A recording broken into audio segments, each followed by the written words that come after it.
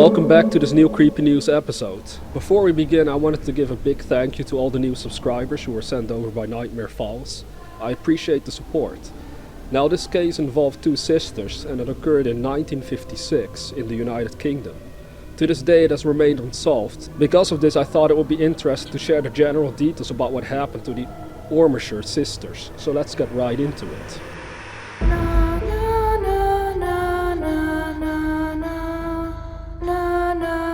First, let's go over some background details. The names of the victims were Margaret, who was 68, and Mary, who was 67 at the time.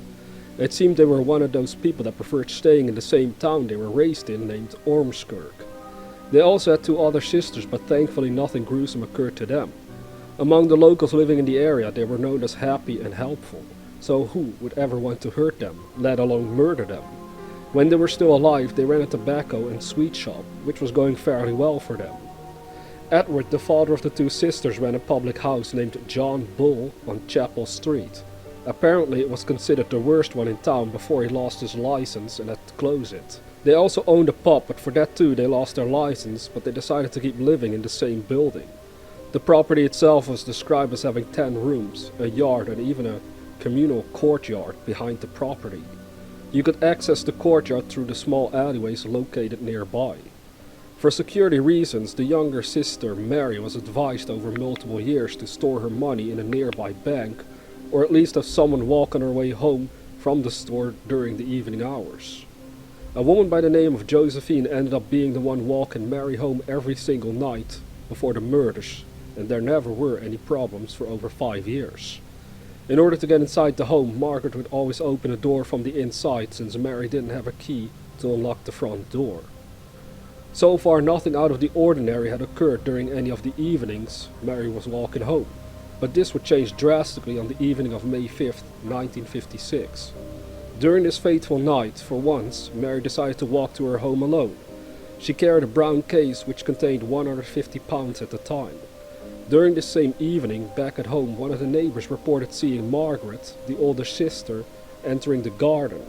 She was dressed in a dark grey coat and black hat. Unable to see anything suspicious, he closed his curtains around 9:15 p.m. that evening.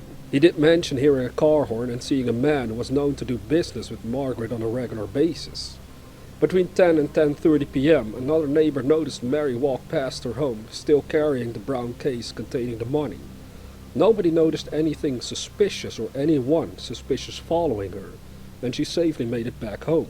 This safety, however, changed all around 11:15 p.m. that evening. Multiple neighbors had reported they heard strange noises coming from the sisters' home.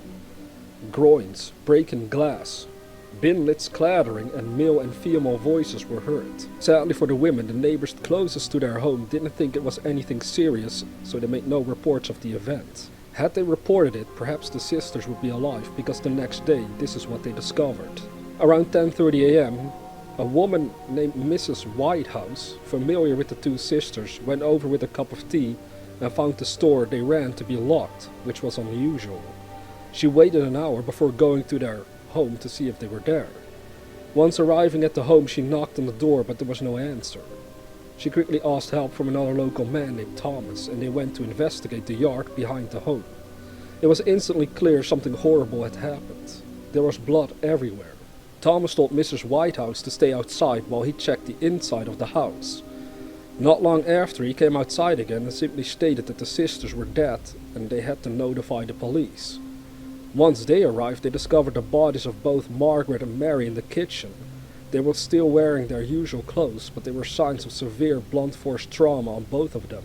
The items used to kill the women were discovered to be a large brass kitchen poker with the head removed, 2 candlesticks and a wine bottle. Apparently so much force was used that the kitchen poker had bent and the candles had broken in half. The items in question were seen prior to the murder in the sisters' home, indicating that they belonged there. The brown case Mary was carrying the night before was also found. It had been opened and part of the money had been stolen. This is a very interesting detail if you think about it, since robbery might have been one of the motives for the murder itself, but the perpetrator decided not to take all of the money. There was only one piece of evidence the police could find that was left behind by the perpetrator, and that was a bloody fingerprint. Sadly though, they couldn't match it to any person in particular. The police decided then to check the fingerprints of every male in town from the age of 16 and older. All their efforts remained fruitless. Furthermore, they believed the suspect at first didn't even enter the home, but knocked on the back door, which would explain the large pools of blood found in the yard. Some rumors circulated at the time that a bloodied man had visited the hospital in a neighboring town, but this rumor couldn't be confirmed to be true or false in the end. Decades after the brutal murder of the two sisters, a man in his 70s made a phone call to the police claiming he knew the identity of the killer. The police said the man had regretted not providing vital information for years and wanted them to check up on the identity of the man he thought to be responsible. By following up on this lead, they were able to confirm the person in question was innocent and not involved in any way whatsoever. The only thing left to say is that we hope the victims are resting in peace. The case still remains open to this day, and perhaps as the years go by they'll be able to figure out the true identity of the killer, but that is something only time will tell. If you are new to this channel, consider subscribing to receive videos about unsolved cases and other creepy things on a regular basis. And with that being said, dear viewer, have sweet dreams.